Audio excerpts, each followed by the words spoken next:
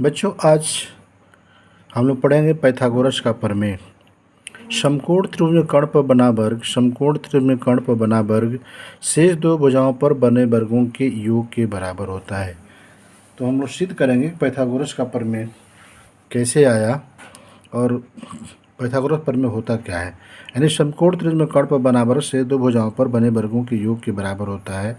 समकोण त्रिभुज मतलब 90 डिग्री, अगर ये कोण 90 डिग्री हो तो समकोण होता है। और उसके बाद ये नीचे वाला पोर्शन आधार है और ये लंब है, और जो सबसे लंबी भुजा होती है यह कर्ण होती है।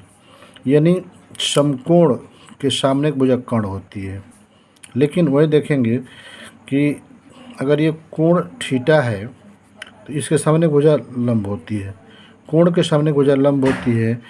और ये जो कोण देख रहे हैं, कोण से सटा हुआ जो भुजा होता है आधार होता है।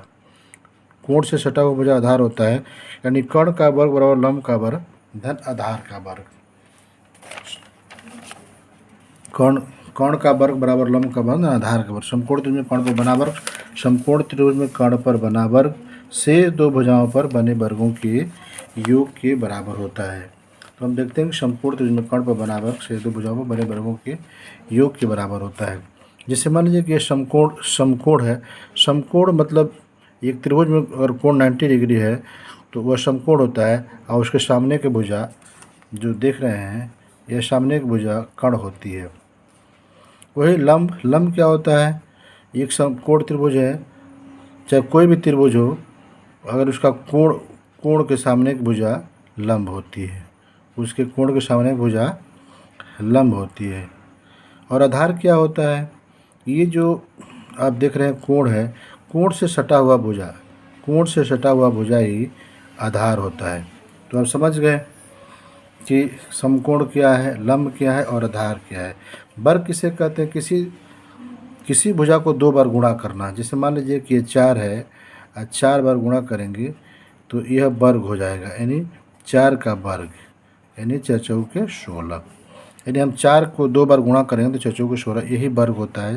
जैसे मान लीजिए 5 है, 5 गुणे 5, भुजा 5 गुणे 5, यानी 5 का वर्ग बराबर 5 या 25, 5 या 25, यही हमारा वर्ग से वर्ग कहते हैं। और हम देखेंगे कि पाइथागोरस का प्रमेय हम सिद्ध कैसे करेंगे कि पाइथागोरस का प्रमेय होता क्या है। जैसे समकोण त्रिभुज में कर्ण पर बना वर्ग, समकोण त्रिभुज में कर्ण पर बना वर्ग, यानी कर्ण जो है AC का वर्ग बराबर AB का वर्ग धन BC का वर्ग। समकोण त्रिभुज में कर्ण पर बना वर्ग शेष दो भुजा, यानी शेष दो भुजा यह AB या प्लस BC में धन करके वर्ग कर देंगे तो योग के बराबर। जैसे एग्जाम्पल हम लेते हैं कि 5 का वर्ग ये 5 है तो 5 का वर्ग, और ये 3 का वर्ग प्लस 4 का वर्ग, तो 5 का वर्ग 5 या 25, 9 का वर्ग प्लस 3 का वर्ग प्लस 4 का वर्ग, 3 3 के 9 प्लस 4 जो 16, यानी 25 बराबर 25 हो गया। तो यही पाइथागोरस का प्रयोग समकोण त्रिभुज में कर्ण पर बना वर्ग से दो भुजाओं पर बने वर्गों के योग के बराबर होता है। तो आप एक फिगर देख रहे हैं, एक फिगर है, ये एक समकोण त्रिभुज बना है और समकोण त्रिभुज में कर्ण पर ये 5 है, 5 का वर्ग करके 25 भुजाएं देख रहे हैं। जैसे 1 2 3 4 5, 1 2 3 4 5, 5 या 25, यह जो है ये कर्ण है, इसे 25 है। और देख रहे हैं ये 4 है जो आधार है, आधार में 1 2 3 4, 1 2 3 4, 4 चौके 16, यानी 4 का वर्ग 16 हो रहा है। अब इधर देख रहे हैं 3 का वर्ग 1 2 3, 1 2 3, 3 3 के 9, यानी 3 का वर्ग 9 हो रहा है। 9 और 16 को जोड़ने में 25 हो जा रहा है। यही पाइथागोरस का प्रमेय है। तो इस तरह से हम आसानी से समझ सकते हैं पाइथागोरस का क्या प्रमेय है।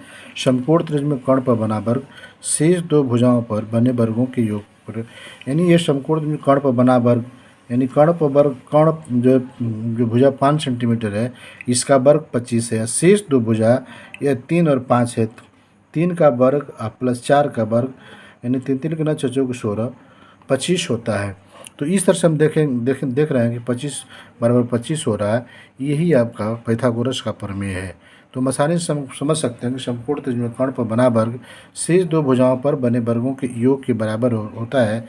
इस चित्र के आधार पर आराम से आप देखकर समझ जाएंगे ये पाइथागोरस का प्रमेय कितने आसानी से हम समझ सकते हैं।